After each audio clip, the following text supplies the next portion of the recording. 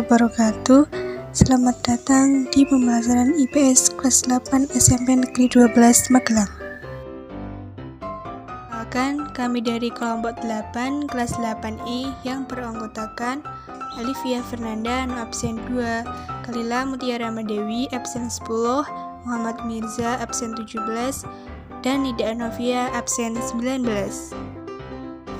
Pada materi kali ini kita akan membahas pengaruh sistem tanam paksa.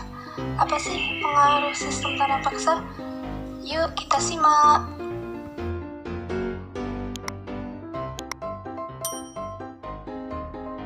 Pada tahun 1830 mulai diterapkan aturan yang disebut kultur stelsel. Kultur stelsel dalam bahasa Inggris adalah cultivation system yang memiliki arti sistem tanam paksa.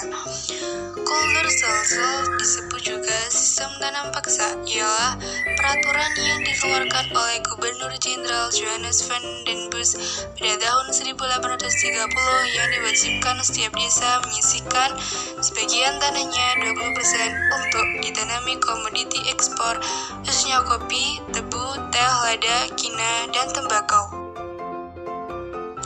Adapun orang-orang Belanda yang menentang adanya tanam paksa tersebut diantaranya adalah Baron van Hove, Doos Dekker, dan L. Vitalis. Ada beberapa latar belakang yang membuat pemerintah kolonial menerapkan sistem tanam paksa. 1. Belanda mengalami kerugian besar karena perang di Eropa. 2. Belgia menjadi negara berdaulat dan memisahkan diri dari Belanda. 3. Belanda mengeluarkan banyak biaya untuk perang di Diponegoro. 4. Hutang yang melilit Belanda. Dan yang terakhir, gagalnya gagasan praktek politik Israel. Berikut adalah ketentuan-ketentuan kebijakan sistem tanam paksa.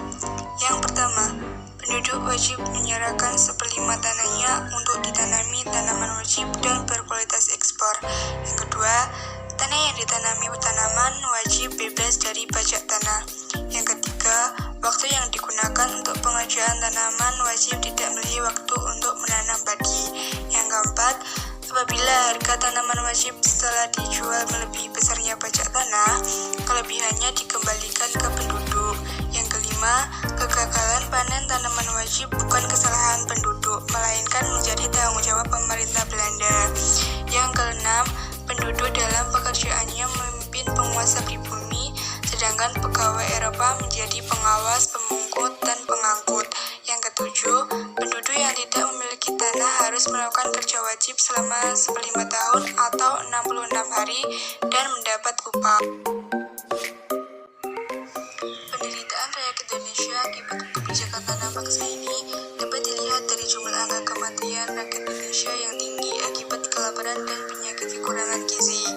Pada tahun 1848 sampai 1850, karena pencuri 9/10 penduduk Grobogan, Jawa Tengah mati kelaparan. Dari jumlah penduduk yang semula 89.000 orang, yang dapat bertahan hanya 9.000 orang. Penduduk Demak yang semula berjumlah 336.000 orang hanya tersisa sebanyak 120.000 orang.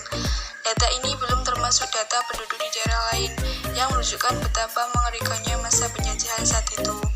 Tentu saja, tingginya kematian tersebut bukan semata-mata disebabkan sistem tanam paksa. Pada tahun 1870 keluar Undang-Undang Agraria yang mengatur tentang prinsip-prinsip politik tanah di negeri jajahan yang menegaskan bahwa pihak swasta dapat menyewa tanah, baik tanah pemerintah maupun tanah penduduk. Tanah-tanah pemerintah dapat disewa pengusaha swasta sampai 75 tahun. Tanah penduduk dapat disewa selama 5 tahun dan ada juga yang disewa sampai 30 tahun. Pada tahun yang sama juga, 1870, keluar undang-undang yang disebut gula atau Sugar Right yang berisi larangan mengangkut tebu keluar dari Indonesia. Tebu harus diproses di Indonesia. Pabrik gula memiliki pemerintah akan dihapus secara bertahap dan diambil alih oleh pihak swasta. Pihak swasta diberi kesempatan yang luas untuk mendirikan pabrik gula. Dampak sistem tanam paksa. Akibat sistem tanam paksa, kualitas dan hasil tanaman pangan juga berkurang dan menimbulkan masalah baru, yaitu kelaparan. Hal ini karena petani tidak sempat mengurusi sawah dan ladang, karena harus mengurus tanaman perkebunan. Mereka memainkan peranan penting dalam mengeksploitasi tanah jajahan.